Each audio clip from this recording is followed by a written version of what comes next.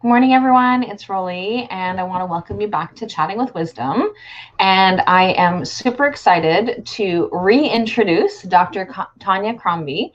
She is the best-selling author of Stop Worrying About Your Anxious Child and is a certified life coach who likes nothing more than to teach parents on how to help their children overcome struggles with stress and anxiety. Tonya has a Ph.D. in industrial organizational psychology and an MBA. However, in addition to being someone with the letters behind her name, she's also the mom of two teenagers who have their own struggles with stress, overwhelm, and anxiety. All of her work as a coach, speaker, and writer is informed by her experience as a parent of anxious children. Tonya is driven by her desire to help young people thrive in the high pressure, stressful world in which we live. Her work has been featured in The Invisible Illness, P.S. I Love You, Be Unique, and Candor. Tonya lives just outside of New Orleans with her husband, her two awesome teenagers, and two incredibly barky dogs. And so welcome back, Tonya. How are you?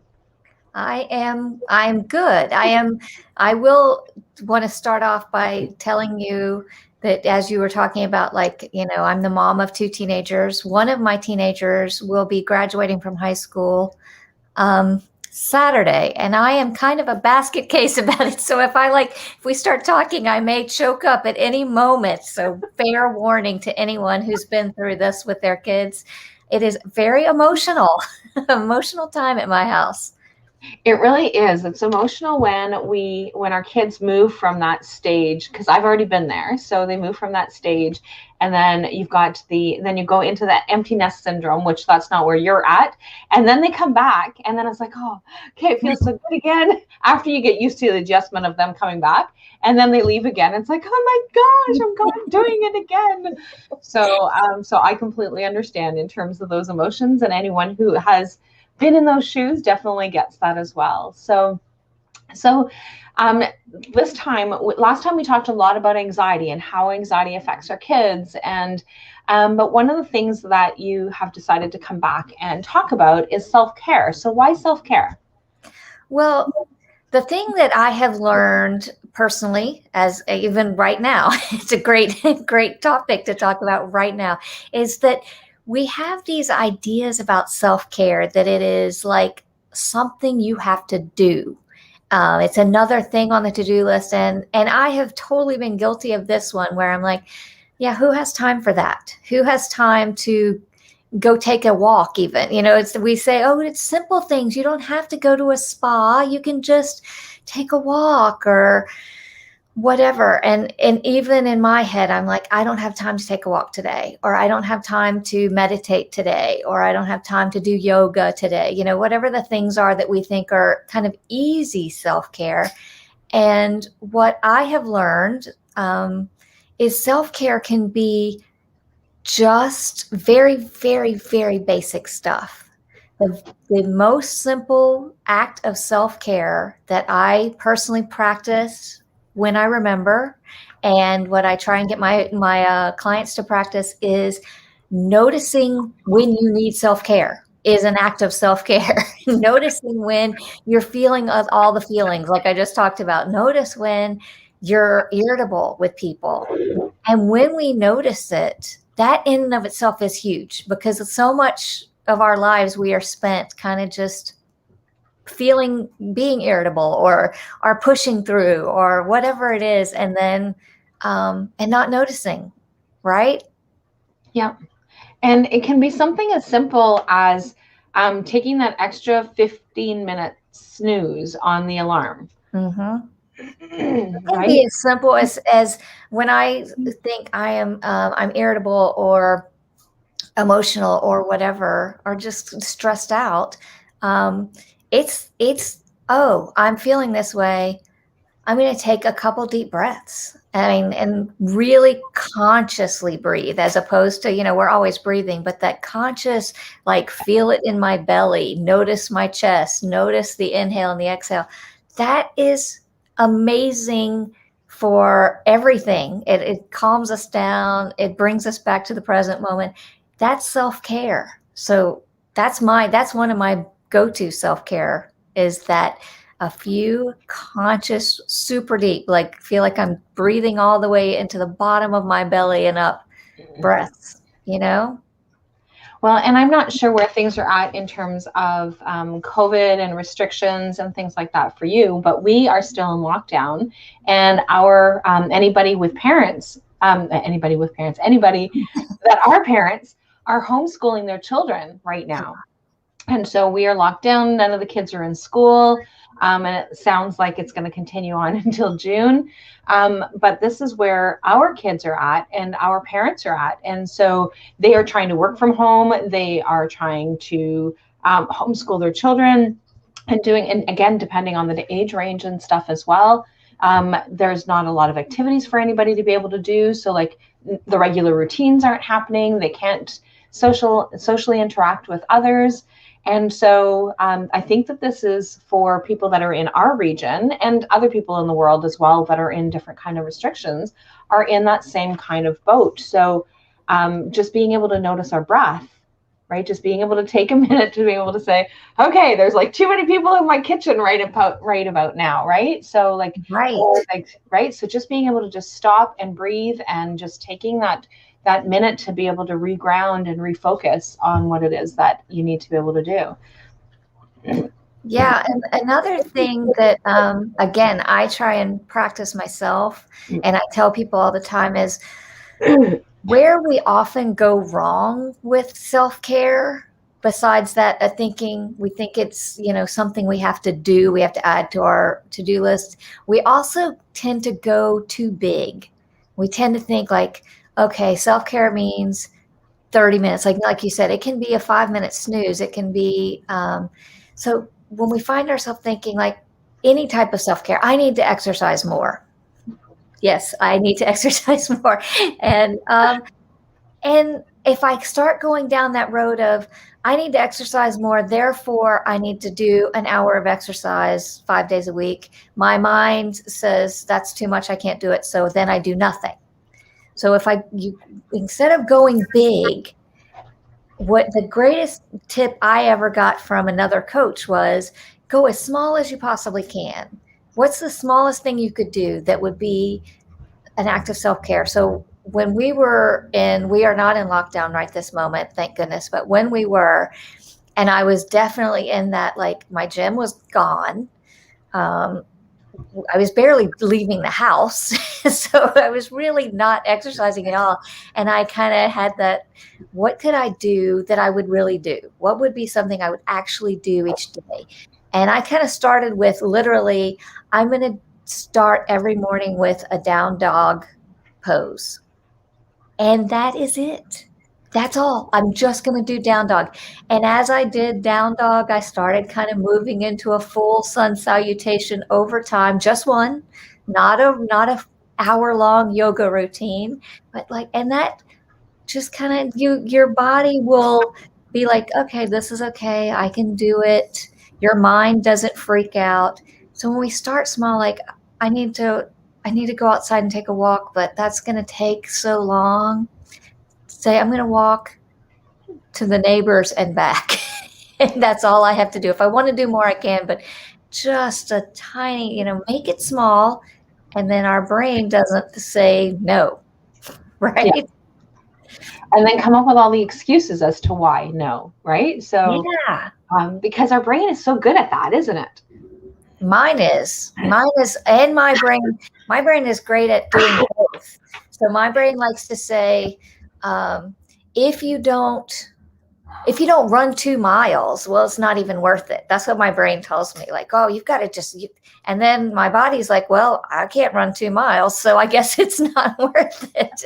And instead, just walk with the dogs down the block and back. That's all you have to do. And it's good for the dogs and it's good for you. And it's better than nothing. The better than nothing refrain is what I've gotten to. And, doing one down dog is better than nothing. Eating one salad is better than nothing. Yeah. Well, and that's the whole thing is that with being, you were talking about the walking. And so it's like, okay, I want to be able to start getting back into, by the end of the summer, being able to walk my 90 minutes from on my long day. on Sundays, and it's like, okay, but I have to start building it. And it's like, we wake up to snow every other day, and it's like, I don't know. I don't know, right? But if I just, like you said, just been able to just walk down to the bank corner and back, right? Yeah. That's not a big deal. Like, that's just literally, that's just one block. Like, that's 4 buildings. I can do 4 buildings, right? And that's what our brain, when our brain hears, I can do that, we do it. That's how when I said I'll just do one down dog in the morning when I wake up, my brain was like, yeah, you can do that. I will not fight you on this one. So, and it's just funny how we have to retrain our brains sometimes to be able to just kind of bring things back down into that calm. And a lot of people that we both deal with have anxiety, right? So if we don't have anxiety, the children that we deal like their family members have anxiety, but there's that anxiety base. And one of the things, and I'm not sure how it has been impacting you, but one of the things that I've noticed with a lot of my clients is that anxiety is like more prevalent than it has ever been. And the level of anxiety for most people is even higher and greater than it was over a year ago. What are your thoughts? That's exactly what I'm observing. And what I'm seeing is, so we, as I mentioned, we are not in lockdown, and we're starting to look forward to another school year. Our school year is ending because we start really early. So we're ending now. And so now the parents are looking at, okay, well, next year we're hopefully, fingers crossed, going to have kind of a normal school year. And a lot of kids are saying, I don't want to go back. I'm more, kids who were kind of going to school and doing okay are having some real struggles about the whole idea of going back into school. And parents are trying to navigate, like, how do we figure this out? We struggled through all of a year of homeschooling, and now we've got to struggle to get back into what was normal. So yeah, I'm seeing it. And again, I will say that little technique of make it as small as you can works for a lot of that kind of stuff. Works for, if you're, in a summer time and you have an opportunity just to kind of drive by the school, drive to the school, sit in the school parking lot, walk up to the school door, and just kind of start getting our brain to say, okay, I can do this. And maybe little baby steps over the summer when it's safe because that's exactly what we're doing. It's the same principle of our brain is going to fight us when it's anxious and say, absolutely not, I cannot do this. And those little baby steps start telling our brain, you can, it's okay, you're going to be okay. And so, and those kinds of things also tap into that self-care, right? Because so even though it's like, okay, we're talking about school, we're talking about September, we're talking about all these things, but like, these are those small parts of that self-care that you were talking about, right? So going to self-care isn't necessarily going to the spa. It's doing those little things that allow us to be able to get to that next level, get to that next step of being able to not feel into that overwhelm of, oh my gosh, I'm not doing self-care. Right. And one of the things as a parent that I have, a parent of an anxious child, I've worked really hard to teach my own anxious kids. And one of the ways I try and teach them, obviously, is by doing it myself. It's super important, parents, that we actually do this stuff and not just tell our kids to do this stuff. But what I have said over and over and over to my kids, and I think it's a great thing for parents to say, is this is how you work. So like self-care for my children is just being aware of how they work. They need, like, one of my kids has always needed more sleep. One of my kids is sensitive to being hungry. And so I have been trying to teach her whole life, like, remember when you find yourself feeling like kind of overwhelmed, and ask yourself, when's the last time I ate? And sometimes it really is, oh, I haven't eaten all day and now I'm really hungry and I'm feeling kind of stressed out and overwhelmed. So that's self-care. That's a basic, like knowing what you need and giving yourself what you need. So a lot of our anxious kids need downtime. They need time away from people. They need time to sort of just decompress. And our world doesn't always give them that time to decompress. And I do believe some of the stress, my clients' kids, I hear them saying the reason they're starting to freak out a little bit is they have had a lot of time to decompress and have liked it. And the idea of going to school, straight to soccer practice, straight to homework, straight to a tutor, or straight to, that they're like, oh my God, I never want to go back to that life again. Yeah. Right. And it's really great. Those little things, right? So being able to like take a look at how can we shift things so that it will make things easier. And so like you're talking about, being able to like take that one little thing and being able to take that breath. And so I have a couple of kids who the homeschooling part is a struggle with some of the circumstances, and just life in general with the kids being home all the time. So there's one little person that has that was here yesterday and needed to be able to sign into school, and not very old, only 5. And so one of the things is that she was trying to log in and she couldn't log in because it was like time to be able to go into class, and they have a very short window of schooling. But it's like, so she was really struggling with being able to log in, and she's like, I don't know, how come my password's not working? It's like, okay, so stop and let's just take a breath for a second and let's try it again. And so then we stopped and we tried it again, and then it worked. And then she was like, oh my gosh, this is like, this worked. And it's like, yeah, exactly. So we just need to sometimes just stop, because something as simple as just typing in your password, but it's that feeling rushed and feeling that I need to be able to be there and get into that. And so that's what made me think of what we were talking about, like going to school and all the rushing and all these things. And sometimes it's just as simple as just stopping and taking a breath and just refocusing on what it is that we need to be able to do so that we can get through that next door. Yes, exactly. And we do that too. We grown-ups do it. Just this weekend, I went somewhere with my son. He was driving. We went into one of those parking garages where you have to pay before as you park. And we were rushed. We were running late. We left. And we, after, we were where we were supposed to be, we looked at each other and said, did you pay for parking? And neither one of us had paid. We left with we're like, oh, maybe we're going to have a ticket when we get back. Luckily, we didn't. But sometimes that's the password example. We all get sort of in that panic space where we can't do the thing we know we're supposed to do. And kind of taking the breath and saying, like where my son and I were running late for, it was fine. Nothing bad was going to happen. The fact that we were running late, it would have been fine to stop and pay for our parking before we walked away.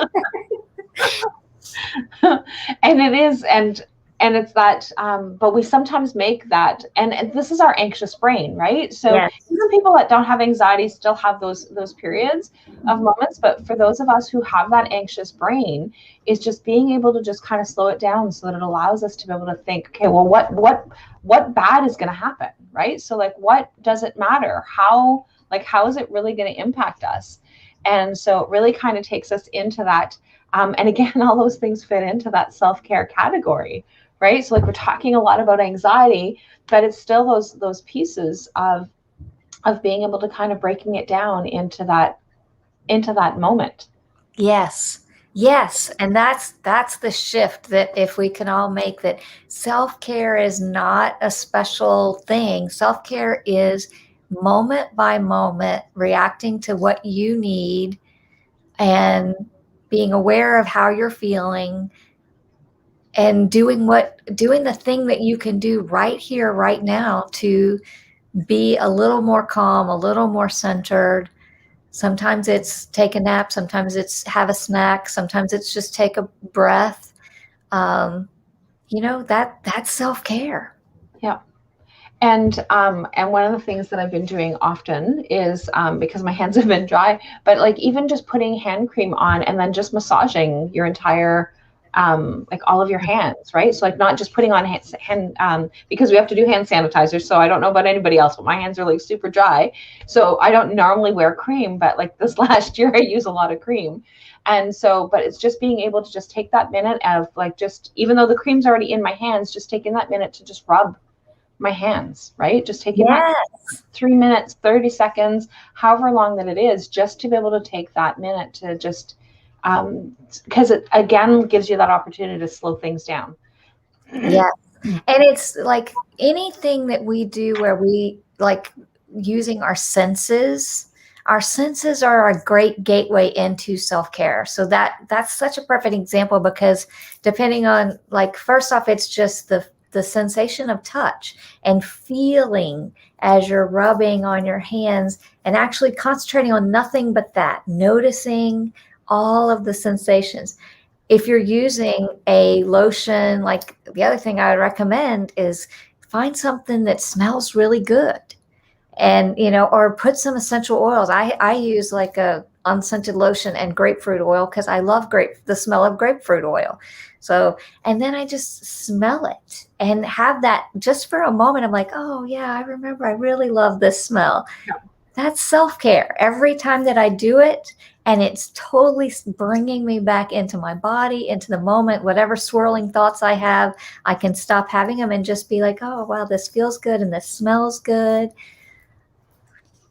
Yeah, and it's like, so we talked about breathing, we talked about feeling into our bodies. What other of those little practices that we can do to be able to kind of bring ourselves back into this moment in practicing that self-care?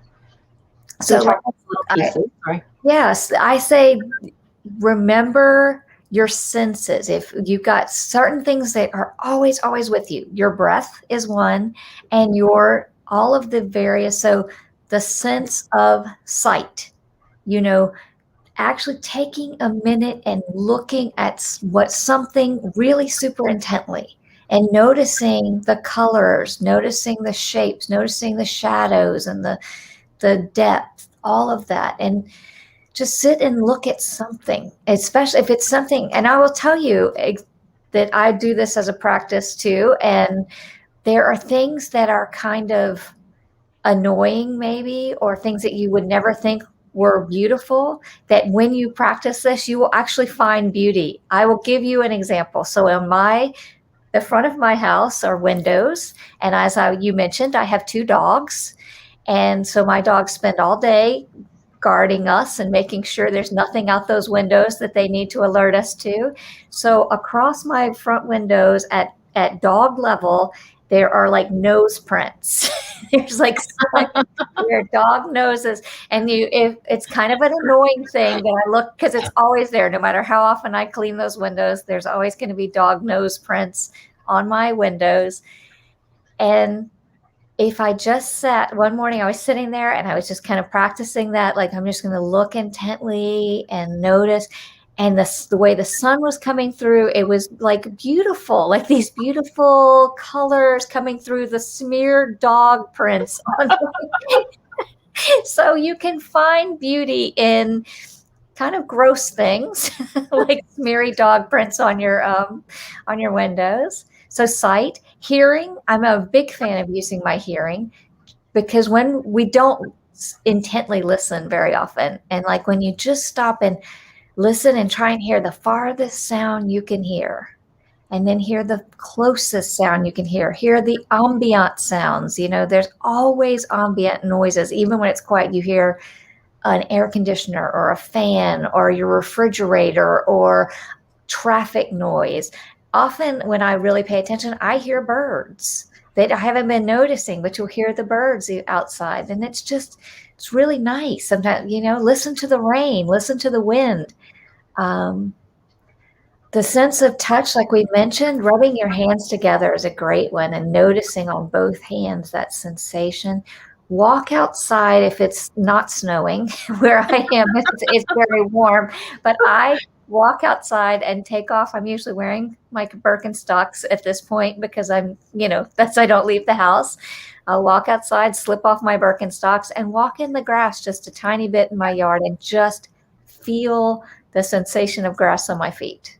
So grounding, so good in 1,000 different ways, because you're kind of also, I do that one and listen to birds, just so you've got your sense of hearing, your sense of sight, your sense of touch, smell and taste. You can do, if you happen to be where you're, like I said, that the essential oils are a nice one to just use occasionally, which I do. I have some on my desk and will rub them on my wrist and just smell. And even like you're talking about the essential oils or the hand lotion or something that smells nice that you put on, like even an hour from now, just being able to stop and smell your hands, right? So like, yeah, it's not going to be as strong as it was when you put it on, or like even on your wrist for the essential oil, it's not going to be as strong as it was. So like I've got my essential oil diffuser, right? So just being able to, like I didn't put any fresh stuff on here, but I can smell whatever it was that was on there, right? So it just gives us that sense of being able to kind of stop and slow down. And you're talking about sounds. And so because we're on the computer all the time, I hear the buzzing, humming sound of the computer and the electronics all the time.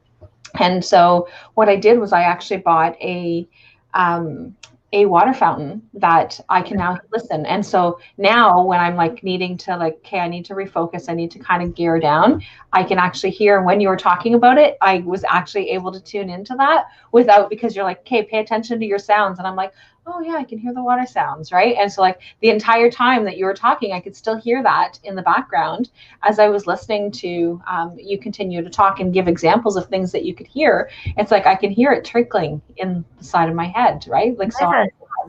And so it really is, and being able to find those things that, and so a water fountain for some people would mean that they have to go pee. So like that wouldn't be the best, the best technique for them.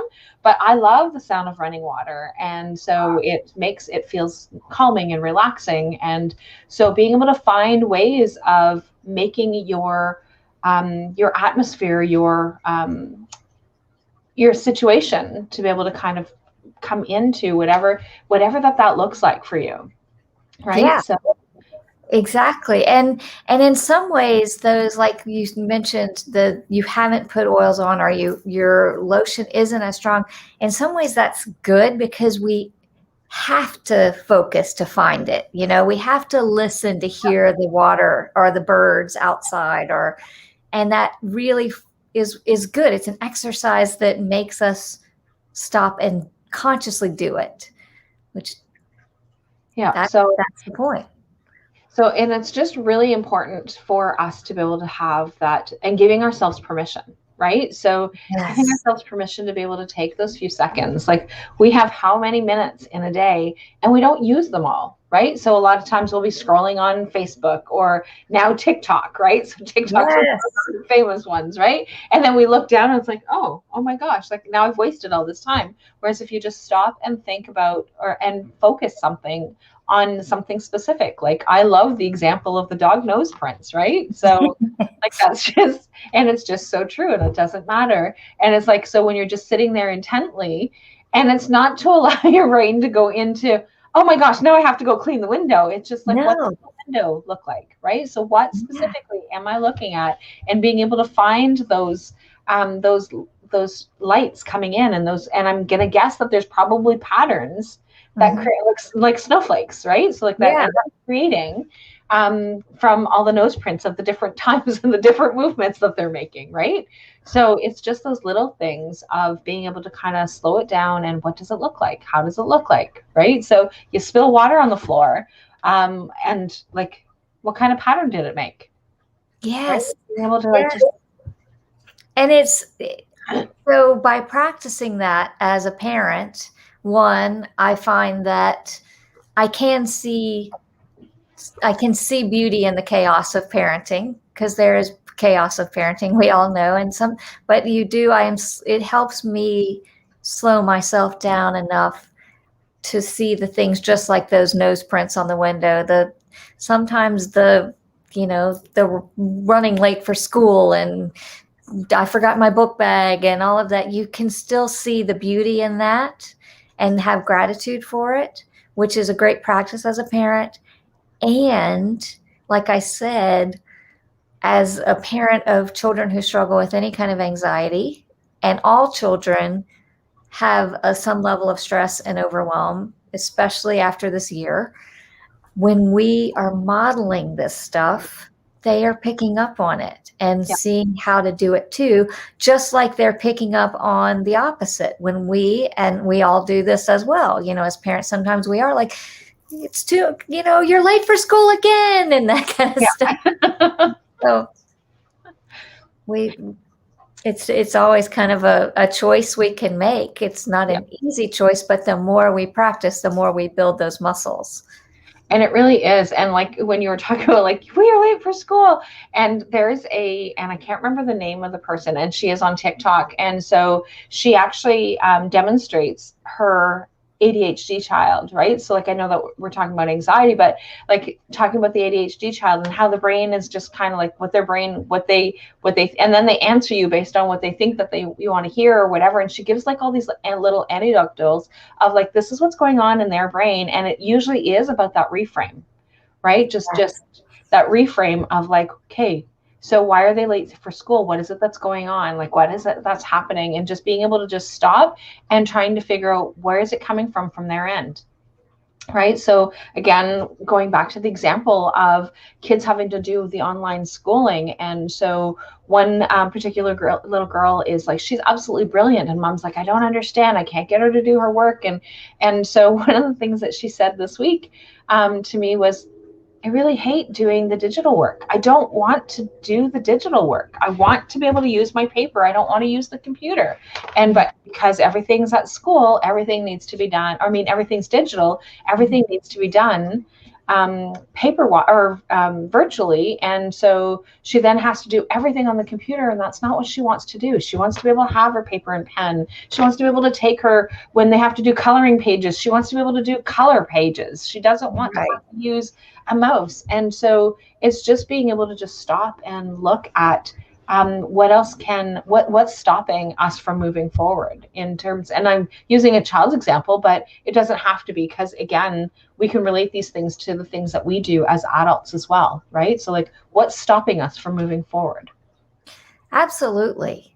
And there I think there's two parts to that. So one, for parents and kids, is do exactly what you said. As I said at the very beginning, first piece is noticing. So noticing when I don't like doing this. I'm avoiding it, or I'm not doing my best, or I'm feeling icky.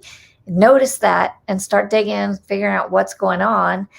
And then make those little shifts that we talked about, just a tiny shift in anything. Like if you have to do it on the computer and you hate the computer, write it out first and then just enter the answer on the computer or whatever, finding those little ways you can get around it. Then the second piece that I think is super important for us to do consciously is, as we start shifting, notice when we've done something that was a shift. Notice when you have those moments as a parent where you're like, wow, I just didn't get annoyed that everyone was late for school today. I saw the beauty in that. Look at me, good for me, and celebrate it with your kids. And I got a text from my child yesterday saying that she had not done well on a test. And the thought that went through my mind was, well, you were with your boyfriend last night when you probably should have been studying for that test. That was the first thought. That is the reflexive thought that you have. And then I responded to the text and said, it's okay. Everybody bombs a text sometimes, just figure out what you did wrong. You'll do better next time. Something like that. That is not my normal reaction, people. That is not it. And then I really celebrated I was like, look at you, Tonya. You would never have done that. 3 years ago. 3 years ago, you would have immediately fired back with, well, if you wouldn't have been with your boyfriend last night, you probably would. So notice our wins and celebrate our wins. And it really is. And it's those little pieces, and those celebrating our wins are also part of that self-care. Yeah. Right. Totally. So like that is part of that self-care. And so again, it's not that physical having to do something in terms of self-care. Like, again, going to the spa is nice. Going to sit in the, going to have a nice long hot bath. Like, those are all great things. So we don't want people to stop doing those things where they can, but it's that it doesn't have to be those things, right? It just can be those little celebrations of things, of what we can do in this particular moment. Like, I didn't just bite my husband's head off because he asked me what was for dinner, right? So like, right? Or like, and it doesn't really matter what it is. And none of us are perfect. And I think that that's one of the things that we often hear.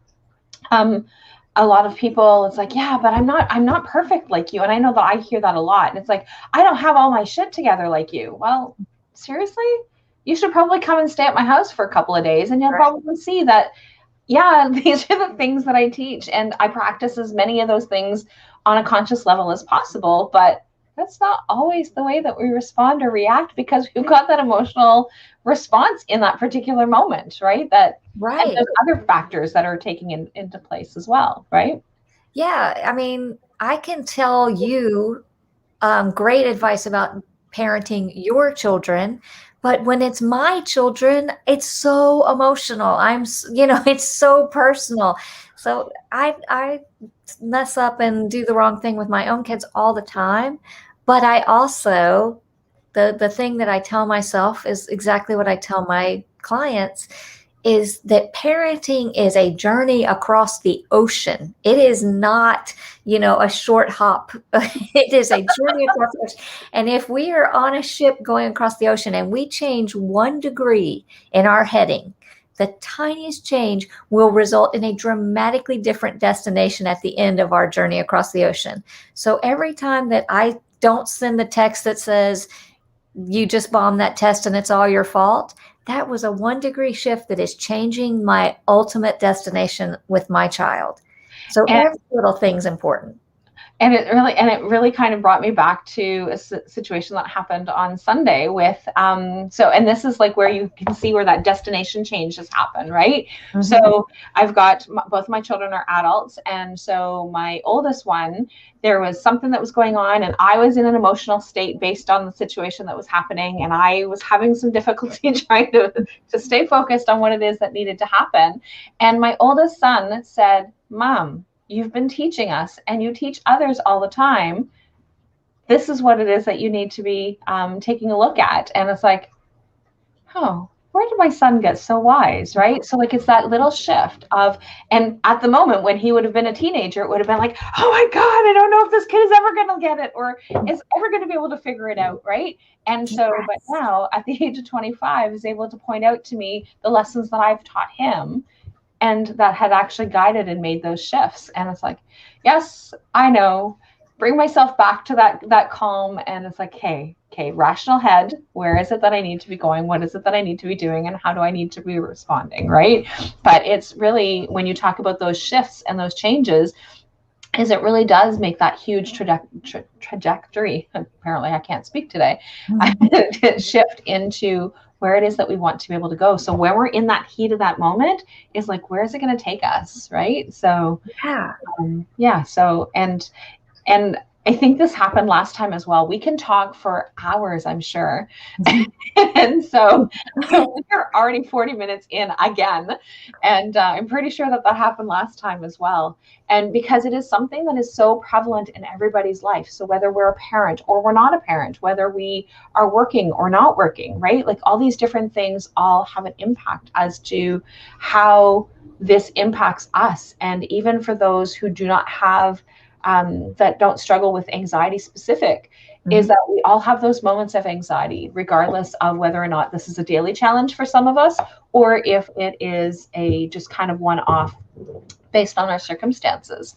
And so one of the things that I wanted to be able to give you the opportunity to be able to maybe talk about your book, So Tonya actually sent this off to me when she chatted the last time. And I love the book. I love how easy it is to be able to read.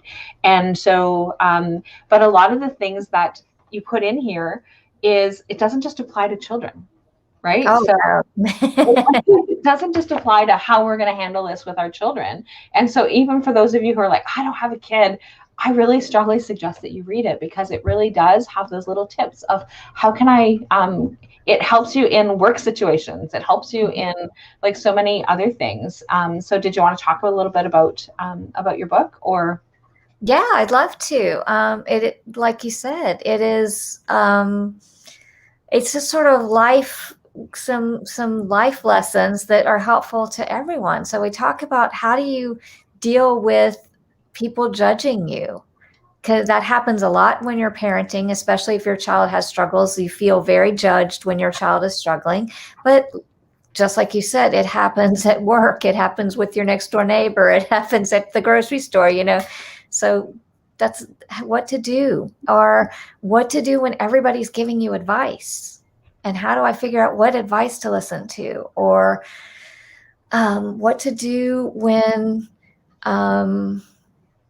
like if I'm feeling like how to figure out we all need a core group of people to support us in life. I don't care if you're a parent or not, but whatever you're doing in life, you need to figure out who your people are. And sometimes I hear that I hear it from parents of kids who are struggling because they think nobody else is experiencing this. How do I find my people? And so I talk about that in the book. How do you find your people? But like you said, sometimes we have that issue at work or, wherever. So yeah, I hope I've gotten some good feedback. I do think it has helped some people. So I hope other people, it is now. The last time we talked, it wasn't released yet. So now it is actually out there in the world. So you can go to Amazon, you can go to barnesandnoble.com and order a copy, and it'll come to you. Nice. And so I did put your link as well. So like if somebody wants to be able to connect with you that way as well. And so Francine said, have a great day. Good day, lady. Thanks for the great advice. And again, it's all those little things, right? So just those little things, like literally that expression of stop and smell the roses. Yeah. Right?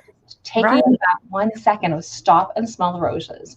And basically that's what those self-care, that how you can actually practice self-care in those little tiny moments, right? So thank you again for a great conversation, and I will see all of you next week for Chatting with Wisdom with another fabulous guest, and looking forward to chatting with Tonya again, because like I said, I'm pretty sure last time, if I'm not mistaken, I'd really have to go and look, but I'm pretty sure we went like way over again in conversation, because it really is something that is practical. It is really into those immediate responses of all the different things that are actually going on. So thanks again for that, and I will chat with all of you guys soon, and have a fabulous day.